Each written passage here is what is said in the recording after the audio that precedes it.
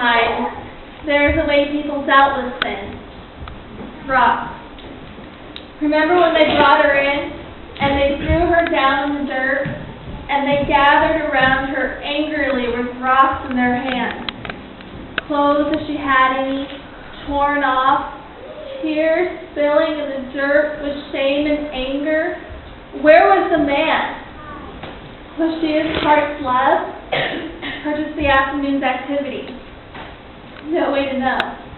But either way, she was alone, he wasn't there, and they would be on her. They, the self-proclaimed upholders of moral rightness. They, the super pious pillars of the assembly, armed with their bludgeoning hypocrisy and worked-up indignation. She was in big trouble because she'd sinned, dead ending her into a circle of angry, religious people with rocks in their hands. Ever been there? Interesting thing about throwing rocks, especially when you throw them hard.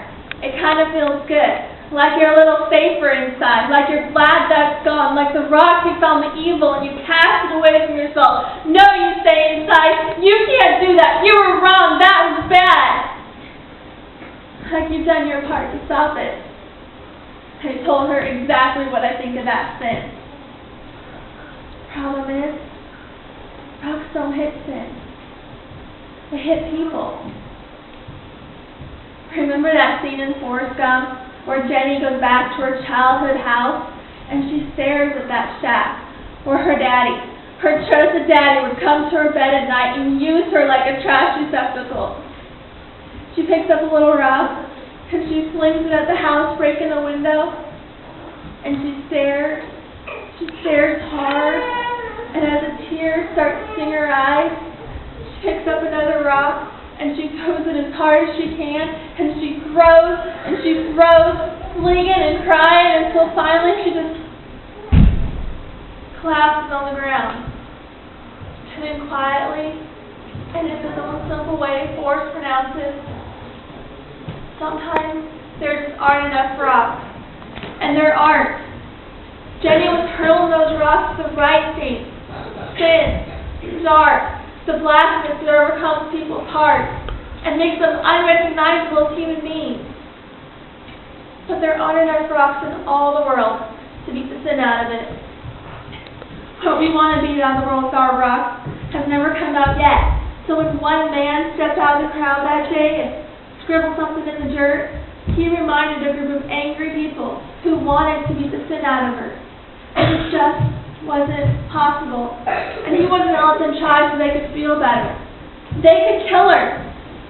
But that wasn't going to solve the bigger problem. And he came to solve the bigger problem.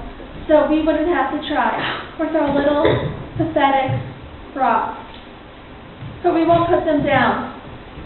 And some people say the worst. A group of teenagers gets killed on a Friday night, and we lob our rock. Well, they shouldn't have been drinking. No, they shouldn't have. Does that ease the pain of those parents? A young girl gets raped leaving a party, and she was wearing a short skirt, and she deserves exactly what she got. Just drag her into the circle and throw your rock. Nobody knows what he scribbled in the dirt that day. Some have speculated that maybe it was the names of the men in the crowd she'd slept with. Others say he just traced designs and patterns, giving the people time for their anger to diminish. And what if he then wrote, "She is your daughter, your sister, your best friend"? Whatever he wrote that day, he backed it up with these words: "Let anyone among you that is without any blackness in your own heart step forth and throw your rock." Silence. And in that silence, he saved us all. He leveled the playing field. He gave those of us who had made the worst choices of our lives a place where it's safe to feel broken, but not destroyed, giving us a picture that he would stand between us and them. And he gave those who had reason and right to throw that rock the freedom to choose love instead. And that is a drop your rock moment. It has come at different times for each of us. Maybe you come running with your rock in your hand, only to find your loved one in the center of the circle. And what was so easy to judge before, now to face.